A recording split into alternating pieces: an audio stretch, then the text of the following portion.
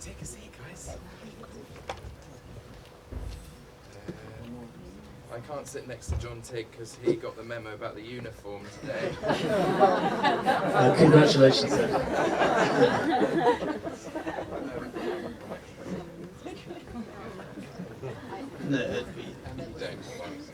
there he is. Hello. Oh, thanks so much for coming out this morning, guys. It's fantastic to see this turnout. I looked out the window this morning. I saw driving torrential rain. I thought, God, we're back to reality now. The summer's definitely over. It's my honour again to welcome a fantastic panel of industry specialists. We've deliberately assembled a group of let's say, a group of people that have different viewpoints on this topic of total video. No doubt you've all read the Ofcom Media Nations report cover to cover. 220 pages of it? 220 pages, yeah. 120.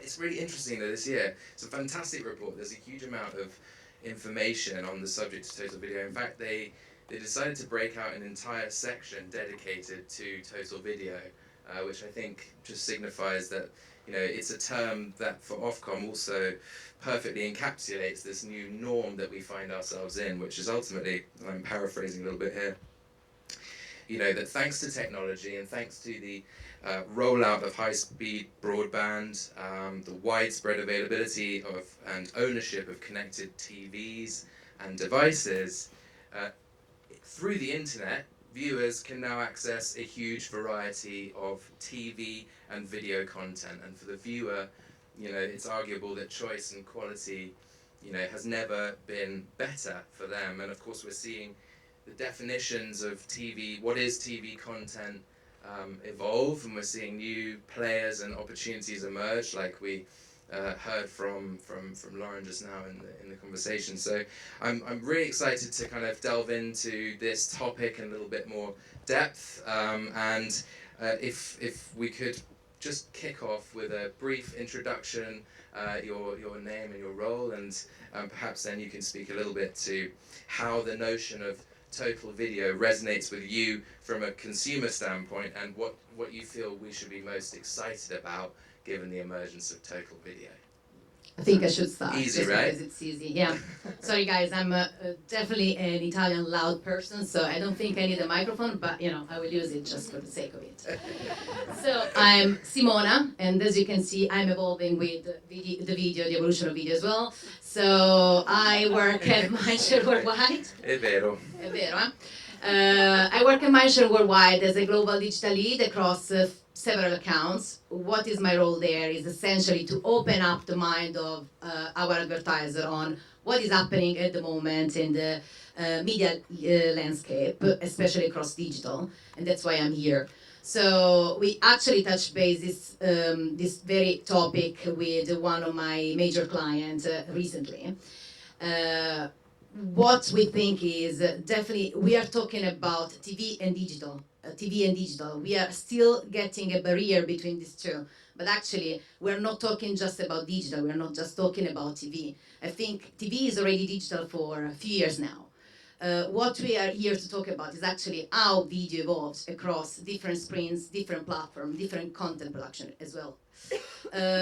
We saw before some numbers about UK, and the number was around total video hours 4 and 36 minutes, let's say. If we count also the number globally, that numbers arrive up and over 5 hours.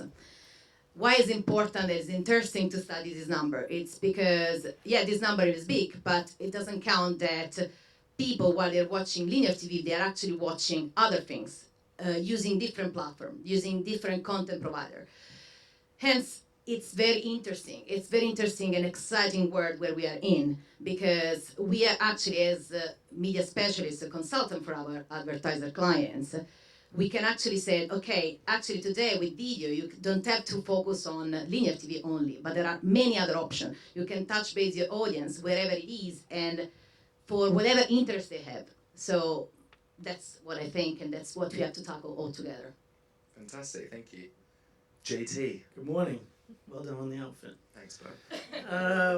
Hi everyone, good morning. So my name is John Tigg and I am the founder and executive director of TIG Systems. So yeah, we are an independent consultancy and we work primarily with broadcasters and television platform operators and really help them to navigate some of the very things we're going to be talking about today. So the evolution of the video ecosystem with probably a very heavy slant on addressable TV. So that's probably my area of expertise. So total video. Well, I think if you were to ask the average person in the street what total video meant, they probably would look at you and be very confused. I think if you kind of said, look, what does the average person want from their video experience across platforms? They want to be able to watch whatever they want, whenever they want, on any device, online or offline, and preferably for free. So it's easy, really. But look, we've made huge strides towards doing that, and obviously we're going to discuss some of those things. But from an advertising point of view, it represents a huge opportunity. I mean, the most obvious of which is that kind of television has left the living room, and people are consuming content wherever they are and on whatever device they want, and that means huge things for attribution. It means huge things for measurement and the different ways in which television and video can be used to engage with consumers everywhere. And so I think we should be very excited about it. Great. My name is Laura Islan. My role at ITV is Director of Advertising Data and Analytics. I've been at ITV for 4 months, so I'm 4 months into TV land. I've just about figured out most of the acronyms. I think I can tell my AVOD, BVOD, SVOD, and TVOD apart.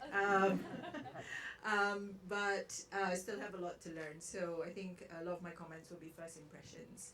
I think on the topic of total video viewership, which is a bit of a tongue twister, I have to admit.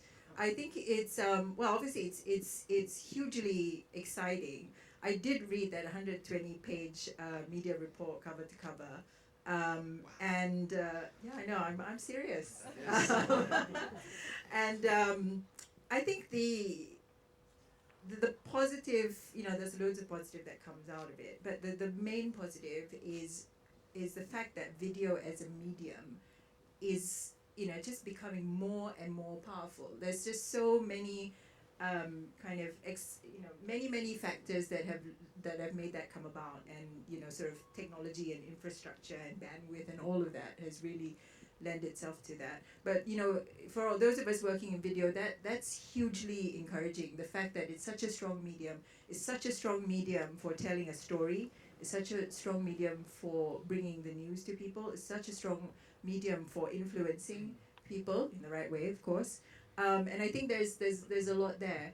I think that when we're looking at the diversity within that video viewership, I think that's also really positive, both from a consumer perspective, because they are able to really control how they want to consume, they curate their experience in a much more meaningful way that suits their lives. But it's also fantastic for advertisers, because you suddenly have this hugely diverse palette. And different ways to speak to people and different touch points, so you can actually pick and choose the touch points that make the most sense for your brand. Yeah, it's absolutely incredible. That there's more consumption, there's I suppose more consumption of video now, given all the available content and channels, and that obviously is another. Yeah, I mean, I think in terms of growth in that overall number, there's only 24 hours in the day, so the fact that some people watch TV 5 hours a day is pretty amazing. But I think it's not just that quantity, but it's the quality and the depth and the influence that the video is able to affect. I think that is deepening, and that's something we should all be really excited about. Super, thanks, Laura. Good morning, everyone. Hi, Greg Turtle, Head of TV and OTT for Nielsen Media in the UK. Most people here probably know Nielsen as the TV ratings business in the US. So we measure what people watch. We also measure what people buy, particularly here in the UK, where they're buying it, what retailers, and what they're buying, particularly in the FMCG space. What people might not know so much is that we're also quickly moving into becoming a technology business. We recently acquired Sorensen Media, which operate very much on the kind of convergence of TV and digital space. That was at the start of this year. We also have a very highly respected DMP, the Nielsen Marketing Cloud, which allows advertisers to use some of our great targeting segments to target people within the CTV space. So we're not just a measurement or research company anymore, we're actually branching out quite heavily. I've also worked at the supply side. I worked at Sky for 4 years, and I also worked agency side as well on the buy side. So, and that was all in TV, I suppose. Done it all. Yeah, now I'm at Nielsen for 1 year, I suppose, so far. I'm the measurement guy on the panel, which everyone always loves. In terms of what it means for me as a consumer, I actually love it. It kind of total video resonates with me quite well. I love my Sky Q box. I don't know how many people here have a Sky Q box, but I think what they did really well was kind of take down the barriers between live TV, recorded TV, and streaming, to the point where it's actually just all about the content now. It doesn't matter which way you're watching it. You go into the EPG, you click a way of watching it. Sometimes you don't even know if it's live or recorded or streamed. And it places the content at the heart of everything, and I think for the consumer that's great. And then I also obviously supplement with Netflix, as I think a lot of people do now. Friends or Netflix original content? Just mainly for the original content, I must admit.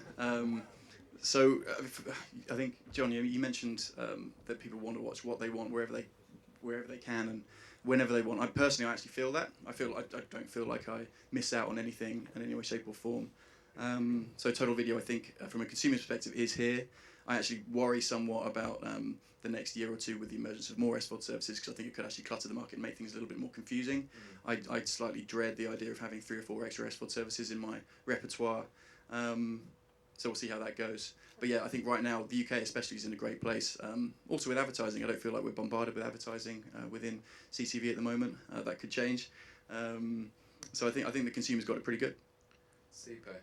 There's this term cord cutters, which obviously represents people that only view television via OTT or over the top, and no longer really frequent, let's say, linear broadcast viewing. Show of hands, are there any cord cutters in the room? Okay. Is that lining up with our stats? I don't know. More or less. The convergence of digital and TV is not a new subject, right? It's pretty well understood. Some areas of it I think are well understood. It's a journey, I suppose, that we're tracing year after year.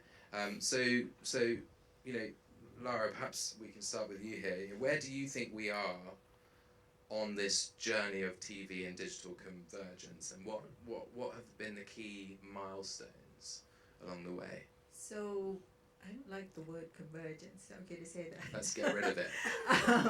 So I think convergence is the kind of term that we use, and we use it a lot in technology when we're in a period of transition and change that involves lots of different elements moving at the same time, right? And I think when we look at our space.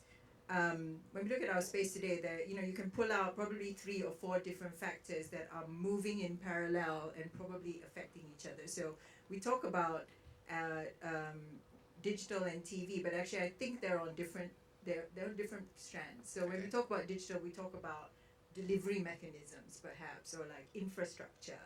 When we talk about TV, we talk about formats or environments, like the devices, the actual way that you consume, and then there's definitely a third stream, which is content and how content is evolving. And content has always evolved since the beginning of TV, since the beginning of anyone writing books or anything. The content has always evolved, and I think it makes sense right now for us to think about all of these different things. Thinking about it perhaps converging, but I think that the word that was used in Leon's slides before, evolution, I think is a much more apt way of thinking about things. So we're on a journey on each one of these strands, and they are interlinking. Content, exactly. Infrastructure, and delivery mechanisms. And delivery or environments. And I think, so it's not so much convergence in any one of those things, but evolution in each one of those pieces, and how that is influenced by consumers, but also how it influences consumers back. And I think it's a really interesting journey, but I would certainly separate them out a little bit more as opposed to thinking about everything coming together and like this final end state. I don't think there will be an end state as such. Okay. John, thoughts on that? Yeah, so I mean we've gone some way, but there's still quite a lot to do. So just kind of the really simple stuff. So from a technology point of view, obviously, you know, the majority of broadcast TV that's being watched today is being watched over the DTT signal. So that is obviously separate from the way that a lot of digital video is watched, which is obviously over IP. Now we're seeing, you know, live TV broadcasts start to happen, over IP, and we're starting to see the quality of that improve. We're definitely going to see that continue to improve with things like 5G in the coming years. IP, sorry, as in OTT, like Over over the the public internet. internet. Yeah, exactly right. But there is still there's still, you know, obviously some space between those things. From, you know, a content point of view, you know, outside of the SVOD players, we're still seeing the majority of, you know, large scale, you know, scripted drama launches happening on scheduled TV, right? So there's obviously still some way to go between, you know, doing things on a scheduled basis versus doing them on demand and over IP from their launch. And I think that's quite an important thing when we think about, you know, how things, how we get to convergence, if we're going to use that term. And then obviously from an advertising point of view, you know, television is still very much measured in a separate way to the digital space. You know, cost per thousand versus CPM, ratings, etc., etc. And you know, I know we're going to talk about this in a little bit of detail later, so I won't dwell on it. But to me, that represents the biggest barrier for convergence. It's bringing together the measurement metrics so we can really understand what reach really looks like across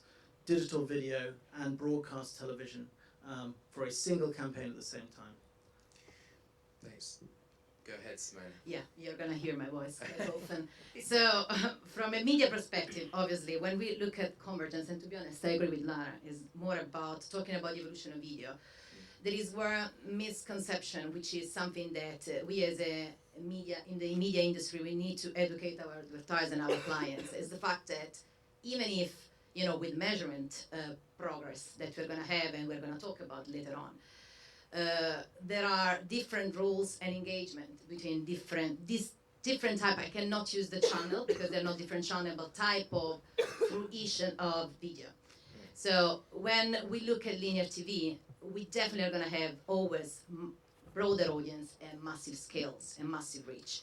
Whenever we look at other contents, like for example, subscription VOD or video on demand or online streaming, everything else, we need to look at also a different way of approaching these different types of video, because people there are actually there to engage with something which is quite one-on-one. It's a personal relationship within the video that they are watching and their own taste. Again, linear TV is still quite strong when we talk about, global or national sport match, for example, or, for example, still news when you want to see live TV or something like that. And there, you know, obviously, you're going to look at different metrics. But when you look at the new way of using video, you have to look at possibly even measure the content that they're watching, the audience that they're watching, and what times they're watching, because you have a completely different set of data. And you need to be also smart on how to use this data and how to approach these two different types differently. Is this relatively new data as well, perhaps a toolkit that you didn't have previously, and how well understood is that? Exactly. I mean, and again, we're talking here about UK, or, you know, for a more mature market like US, is even easier. But remember, we have, video, and when we use the words convergence of TV and digital, let's bear in mind that linear TV is still something very national. I mean, there are national broadcasters, and also regulated by different local regulation and so on. So we need to tackle all these issues separately and try to join in a common sense and say, okay, this is how we are going to tackle moving forward. Yeah, absolutely. I think it's also important just to recognise, in my opinion anyway, that the convergence has already occurred in the consumer's eyes. The chart that went up earlier was for 1634s, and it clearly showed a lot of time being spent away from the TV set, on the TV set, but not in the traditional way. Right.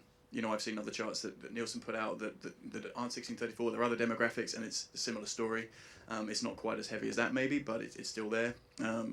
So I think we all kind of agree that the consumer is actually quite a few steps ahead of the advertising industry at the moment in this convergence.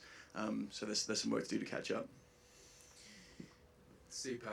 I just saw the screen die there for a second. Bit of a distraction. So, the M&A activity, I suppose, in like the, let's say, amongst large media companies, some of the new OTT platforms has really accelerated, let's say, in the last few years. And Simone, you kind of raised the point about streaming services versus, let's say, national broadcasters. I'm interested to understand, who are the companies that we should be watching in the context of total video, and perhaps how we could maybe then also elaborate on that point around how streaming services and national broadcasters fit in together in this picture. You want that I start? I want that you start. Okay, so remind me the first question, because there are The first two question questions is, who are the ones to watch? Who are the biggest players that we should be keeping an eye on in the total video ecosystem? Okay, I think, to be honest, based on all the evolution that we're having here in terms of acquisition, mergers, and something like that, I think we should look at them all. I mean, starting from content production, like Disney and whatever they're doing is big and massive and has a global space. But also, if we look at even tech giants. So, for example, Google started already years back with the introduction of some specific video content on YouTube. Now we have also Apple that joined the space, and we have Amazon. Even now, like very recently, a few days back, Rakuten, so a Japanese e-commerce, they're launching basically their own video content production. So I think at the moment there's no right or wrong, or there's no this is going in this way or in this other way. I think it's more about how these different players, so from content production to tech platform to national broadcaster and also global companies, they are going to work together. It was an interesting thing. I did look at a fascinating study about Deloitte. They were looking at the 4 extreme scenarios where the tactic was, where the power goes, it's going to be national, that they're going to have their own revenge, or it's going to be a global space where local broadcasters are going to have very little power, or it's going to be content production versus global tech partners. I don't think at the moment we are there yet. I don't think it's ever going to happen, because with the evolution of video, with the evolution of the ecosystem, I think there's going to be more and more content production working with tech platform to do something better together. Also because this kind of evolution of video, they're quite expensive. So I think whenever we're going to have more standardization and consistency across these two different worlds, because now they're much more closer all together, I think we're going to have the real benefit. And I think we have to bear in mind that our main objective is to make the consumer and the viewers happy. So especially in the era of GDPR or e-privacy and so on, value exchange is, I think, the most crucial things, because if you don't make the viewers happy, they're not going to give authorization to use their data. We're not going to have scales. We're not going to have anything. Our job is done. So that's what I think. In terms of if you wanted one company that I would say to look out for in the UK anyway, it would be Amazon. Right. And that might sound strange because obviously Prime doesn't have advertising on at the moment, but probably most people in the room here know that that's coming. Yeah. Freedive in the US is already launched. It's an ad-funded version of Amazon Prime. It's very popular, doing quite well, and they have plans to bring that here. And then what a lot of people don't realise is that on Boxing Day morning, for example, the only place to watch Premier League football that day is going to be on Amazon Prime. And I think when that happens, a lot of football fans are going to be surprised. They're not going to know that, and a lot of people are going to go straight onto Amazon Prime, pay for it, watch it, enjoy it, and we'll see how that goes. I'm pretty sure they're going to be putting advertising into that as well. You can expect that. So, company to watch out for, definitely them, because they're about to drop a lot of inventory into the CTV ecosystem, which typically in the UK has been sewn up mainly by the broadcasters in the long tail. Yes. They don't really have anything to lose by doing it. People subscribe to Prime anyway. You're still going to get your stuff delivered. It's a nice little extra that they can kind of play around with, and they have the money to do it. Yeah, certainly, and I think also, for us, we see the device manufacturers as potentially a key component also of or a well-positioned player, let's say, in the total video ecosystem. Leon spoke a little bit to that. You know, Lara, John, how does that thought resonate with you, and who are the key players in your view? So there's not too much that I can add to the Sure. BritBox discussion, since we have made some recent announcements. Again, I think from our point of view, you know, that it is about sort of adding and continuously contributing to that content diversity. I think there are, you mentioned, you know, are there roles emerging, and perhaps they are, and I'm not keen to put like broadcasters in a kind of box, and UGC in a different box, and you know, kind of like global content in a different one. And I know that, like at ITV, for example, obviously we are in the UK. You know, we have a huge research team that continuously tracks and talks to our audiences. We are in tune with the way UK society is changing and has changed over time. And you know, we like to think that we understand the psyche of the mass UK market, Yeah. and we obviously produce for this market. But that's not to say that some of the amazing content frameworks, formats that we create don't have global appeal, right? So Love Island is one example where, you know, it's not only made it to, you know, twice a year for 2020, but it's actually a format that is doing really well in, I think, like 11 or 12 different countries around the world, and there are lots of examples of that.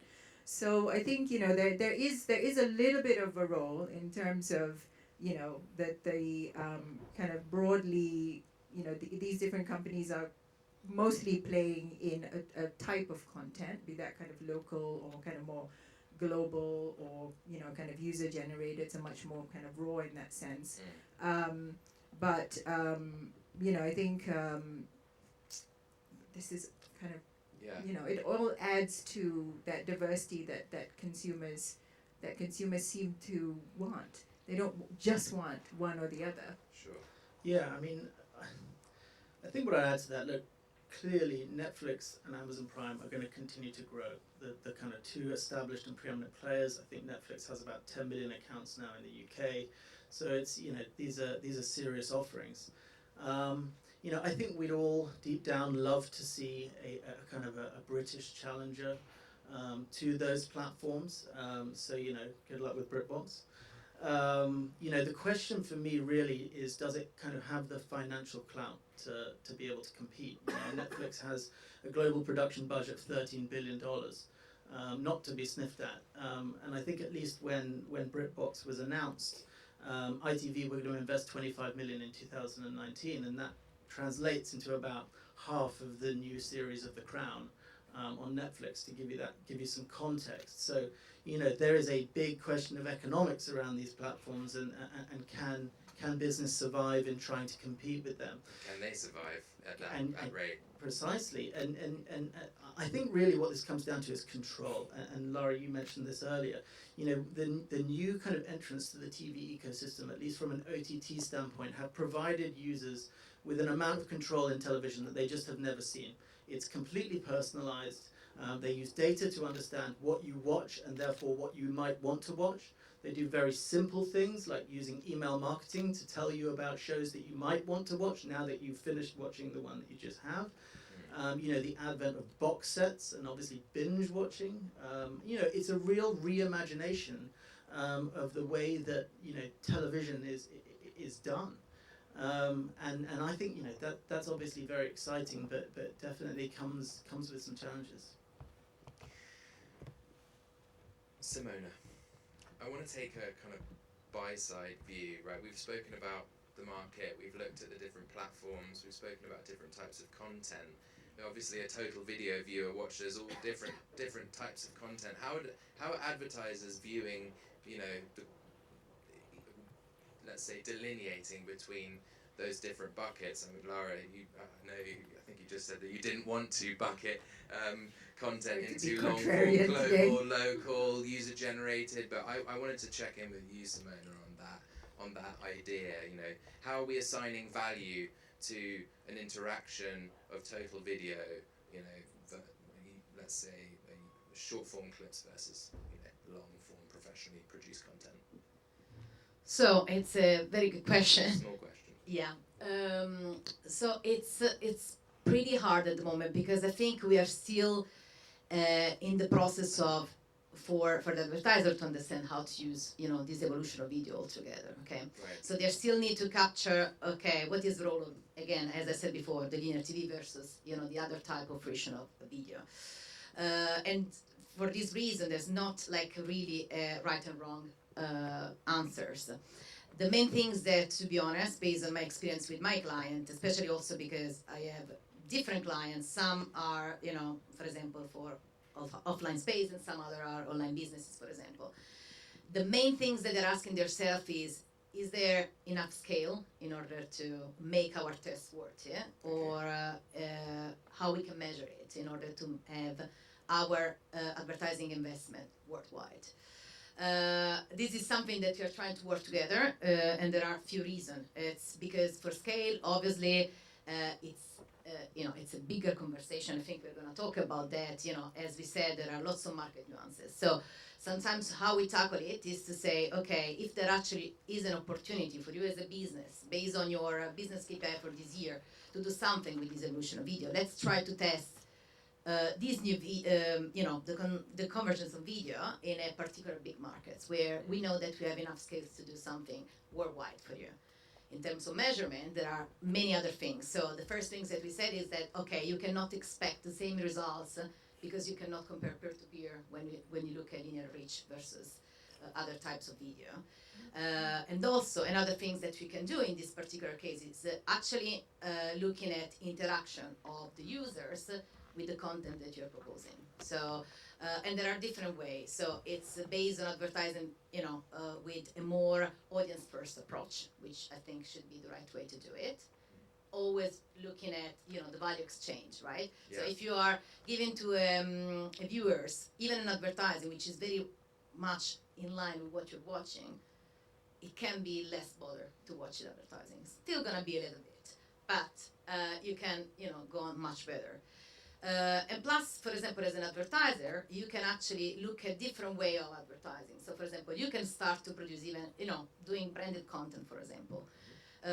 In this way, you can possibly even turn around when we talk about subscription VOD, where, it's ad-free, right? So it's a way of getting into... Exactly. So, and actually has a little bit, in the long term, has a much more brand value and brand loyalty for the user, for the viewers, versus traditional advertising. Right. So these are the kind of things that we are doing. But again, at the moment, it's all about test and learn. So test in, the most interesting market, but also scalable market, see how it goes, and then you can expand the learnings elsewhere. I guess also I was thinking about how, how advertisers are viewing, a 3-second view, perhaps that comes coupled with rich data sets and the ability to attribute and close the loop on a platform like a social platform, for example, versus a lean back, long form content, 100% viewed ad. For me, there's some lines to be drawn, right, between those two types of exposure, and I wondered whether that features also in your discussions with brands. It is also because, with the evolution of video, again, sometimes this is something that we were doing even when there was the year of a mobile, is still the year of mobile anyway. Mm-hmm. So, we are, I understand, when, advertiser, they don't have so much budget dedicated to production. But again, rules and engagement. So every single thing that you do has to be fit into the purpose. So when we look at online video, for example, again, or especially on mobile online video, people are watching snackable content most of the time.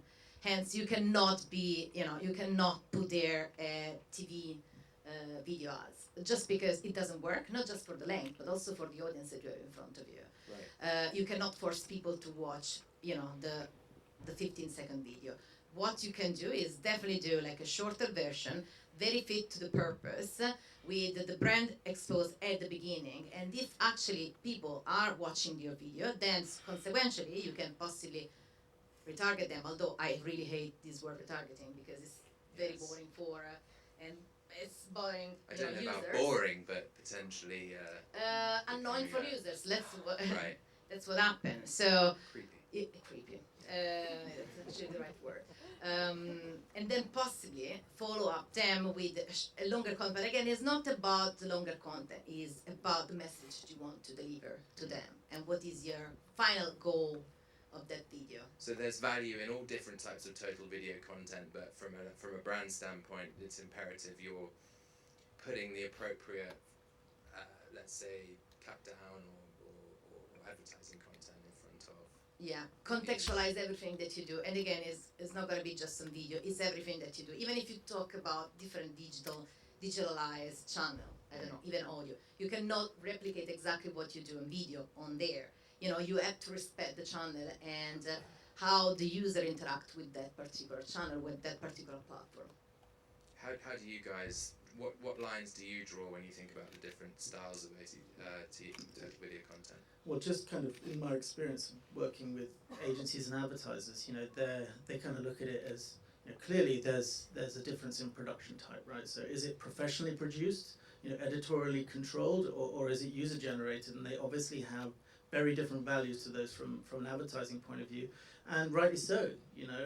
From a brand safety point of view, from an engagement point of view, an intention point of view, you're going to have that, and that also applies to the length of the content itself. So is it short form, is it long form, is it feature length, and how is that content delivered? And right or wrong, the advertising agencies do apply different value to those things. And in my opinion, rightly so. Typically you see much greater engagement for long form content that is in that kind of lean back environment on a large screen than you obviously would if someone's watching a clip on their mobile while they're getting on the train. Sure.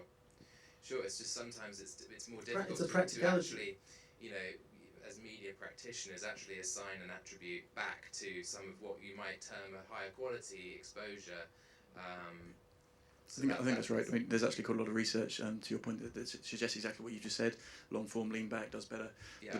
So you kind of know what you have to do, but the problem then is you go and do it, but there's not necessarily the building blocks in place for you to then get the feedback required to know that did you do a good job. Yeah. So most of the CTV impressions now, you don't actually, they've served and they've gone out in this kind of great content. You don't know actually who watched them.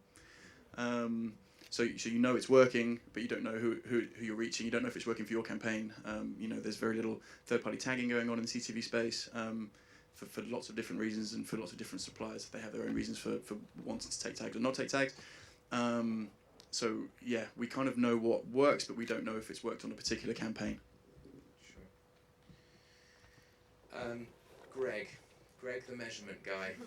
We've arrived at the measurement question. So look, it's hugely complex, the challenge of reaching unified measurement. I would say I have a cursory understanding of what needs to be done and the methods that we need to use to achieve unified measurement, or if it's even ever going to be possible in the UK market. Could you kind of give us a whistle-stop tour of this topic as you see it, and perhaps some of the innovations that Nielsen are working on around trying to deliver unified measurement, which ultimately is set to assist or let's say facilitate trade across the whole pie. Sure. Firstly, I think measurement, it's everyone wants it, and we are definitely in a position to deliver it. They're looking, I have a lot of conversations now from various people within the ecosystem saying, look, Greg, we see what you're doing in the US, when's it coming here? Yeah. So we understand that A, there's a lot of money to be made for Nielsen, but B, it helps unlock a lot of trading within the CTV space. I mentioned before that revenues are kind of lacking behind the consumption, and we need to catch up, and measurement's a massive part of that. In terms of universal currency or universal measurement between linear and CTV, I suppose one fundamental building block to get there would actually be measurement in the first place on CTV impressions. As I just mentioned, we're sending out impressions at the moment, and we don't really know age and gender, even who's seen it, and that's in the UK. In the US, we're getting there. How would you normally be able to do that, to understand the age and gender? Would you be referencing online panel data in order to... Yeah, I mean, the way that digital ad ratings, so digital ad ratings is Nielsen's digital measurement solution, which, we tag up the ad, and we have data, we have, well, we actually use Facebook data, I think most people know. Yeah. We use Facebook age and gender information to reference who exactly was exposed using device IDs and stuff like that. So that's how we get the age and gender information. Right. Clearly in CTV space we wouldn't use Facebook because Facebook's not really used on CTV devices. So in the US we partner with a few different data providers, but one of them is Experian. Right. And we use them as a really good indicator of who's been exposed. We then kind of cross-reference that with our own panel data. So in the US, anyway, we're live now on Roku devices, which gets you an awful lot of connected TV impressions, Hulu and such. We're also live on Amazon Fire over there as well. So we've got to the point in the US now where at least we have measurement on 2 of the main CTV sources of impressions. Right.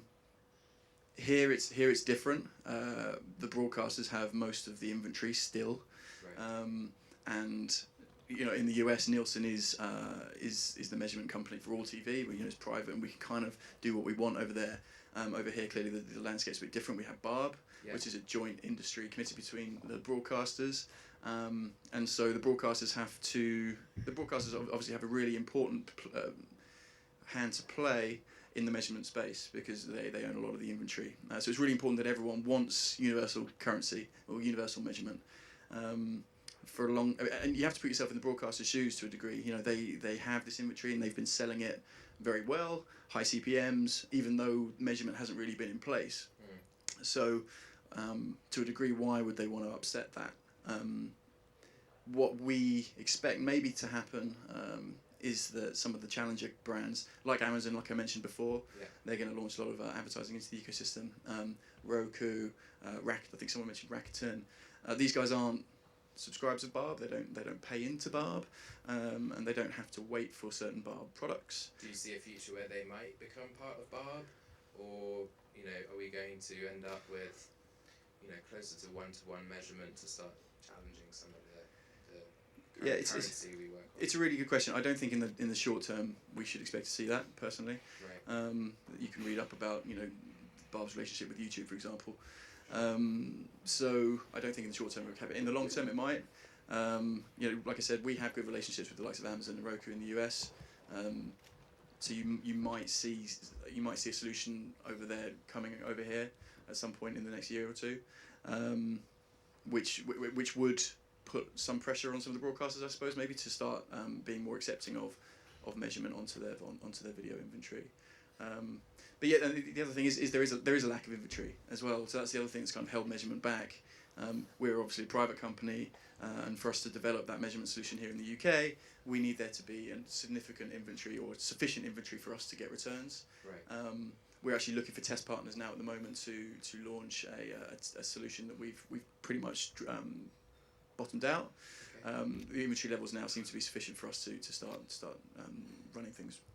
Yeah, certainly in the UK market, we're seeing an emergence of some CTV players that have real scale, right?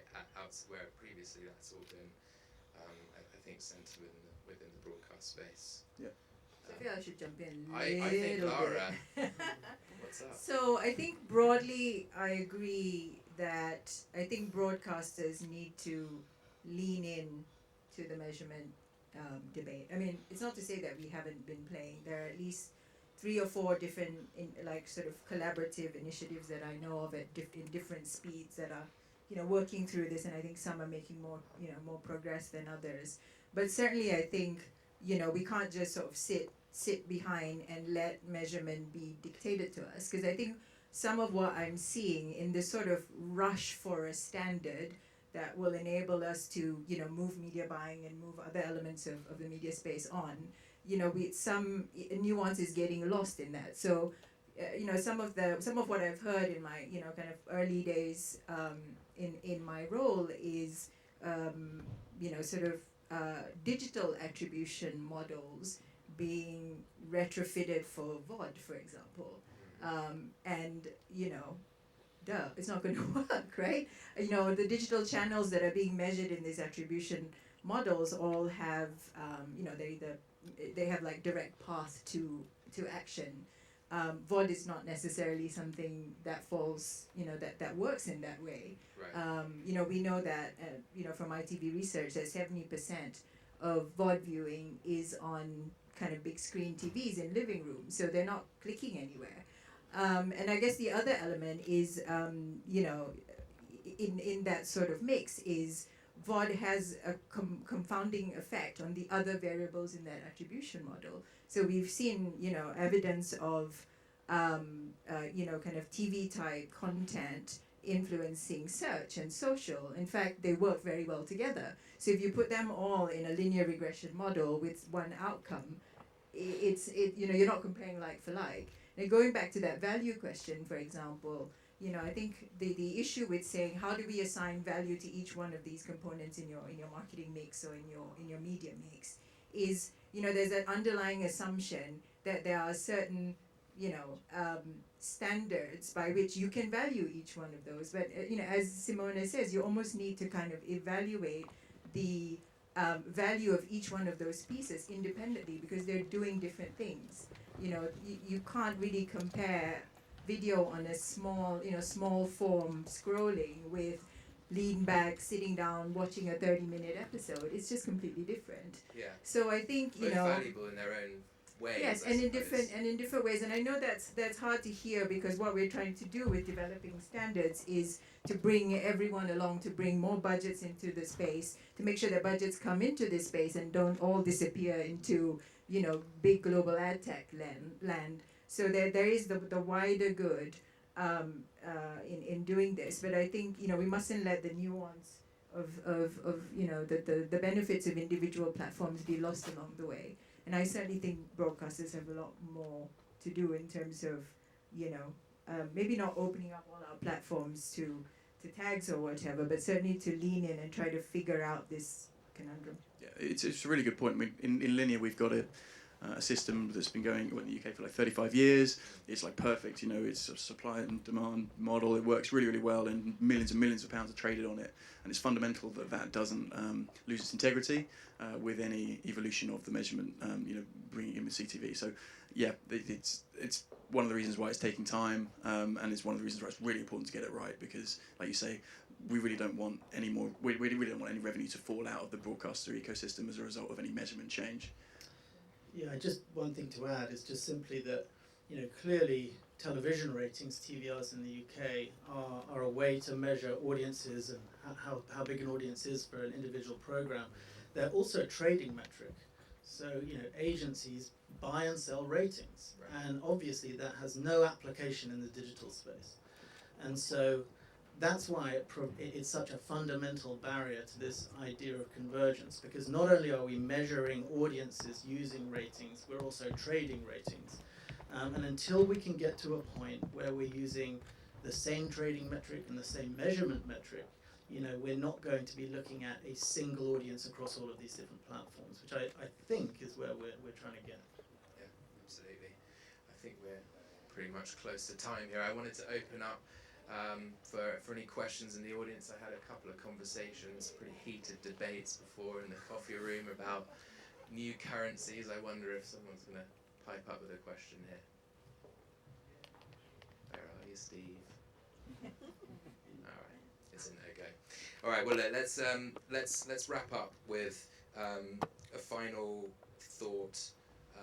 You know, what for you are some of the best innovations, and that could be on any side really of the industry, that we're seeing, you know, to take advantage of the new total video ecosystem. Take it away, Lara. Oh, okay. So, not necessarily an innovation that exists, I think, yet. But what I like to see is a bit of a shift in perspective. So a little bit along the lines of why are we still buying in the old way? We should be thinking about the new way. You know, we should, you know, maybe not think about it as kind of retrofitting linear models into digital, but actually we're getting a growing, robust sample of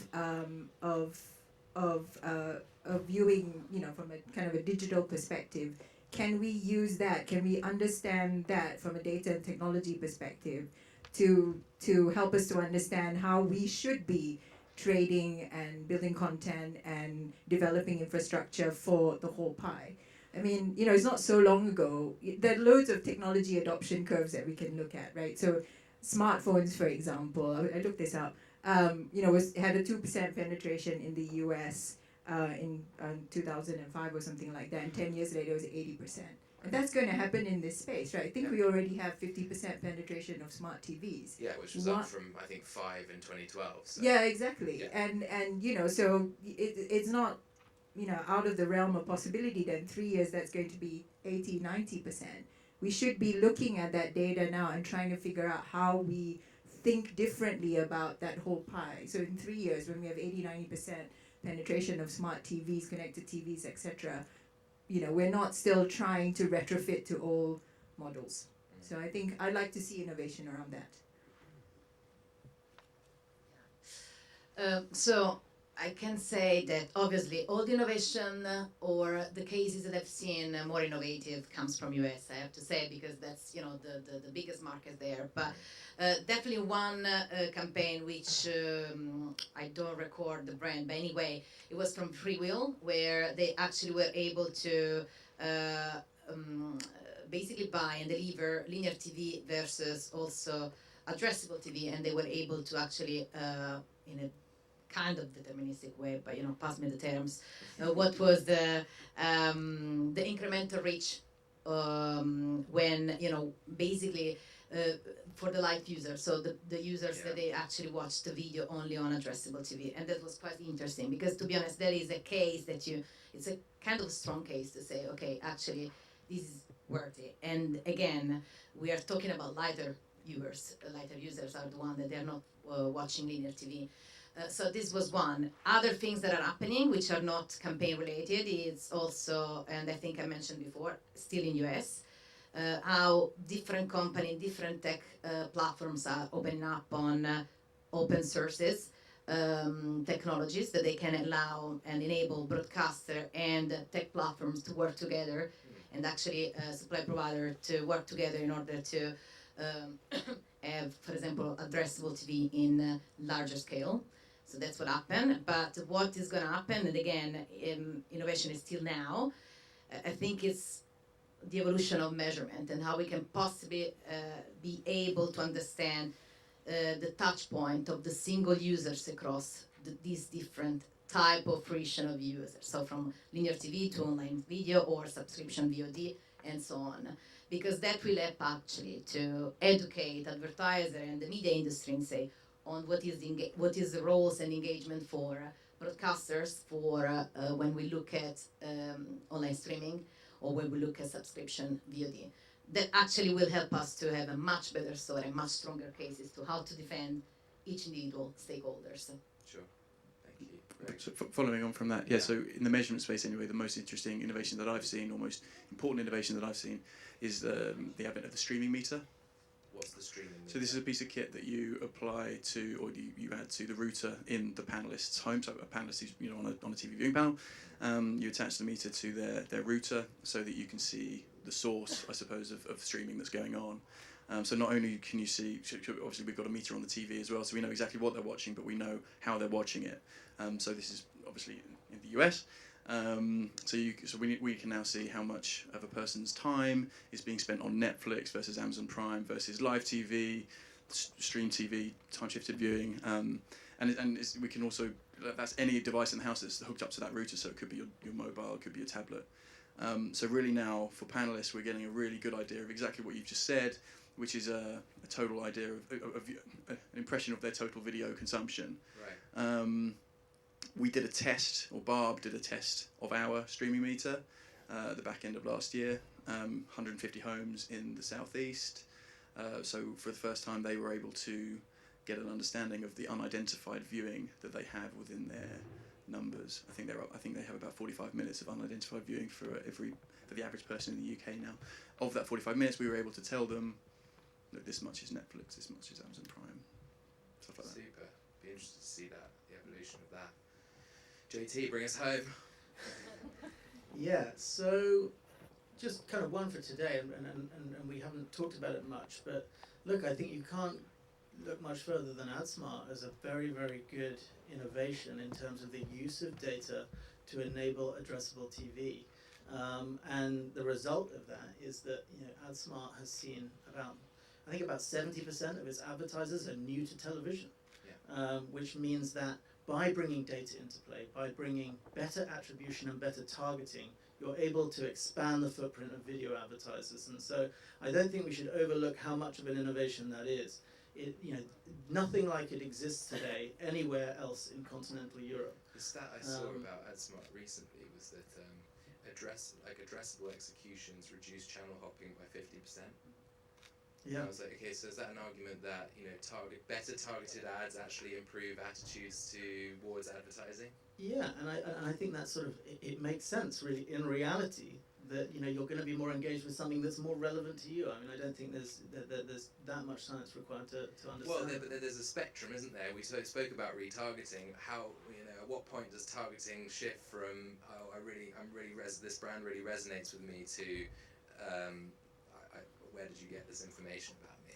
Yeah, absolutely, and so right now I see that as a really important innovation in the video ecosystem. I mean, just looking at the tea leaves a little bit of what may be coming over the next couple of years. Look, I think 5G is going to have a huge impact on this space. Why? Because it will make download speeds 100 times faster. It'll make live broadcasts thousands of times more efficient. And therefore, we might see, the dawn of real interactive TV. Rewind 10 years. I don't know if anyone remembers Red Button, but that's where TV interactivity started. And with kind of new innovations in the technical space, you're going to see, a really different experience and one that's really a lot more intuitive and interactive for the viewer. And so, yeah, I think that will have a big impact. Fantastic. Guys, thanks everybody for coming. Thanks, big round of applause for the panel.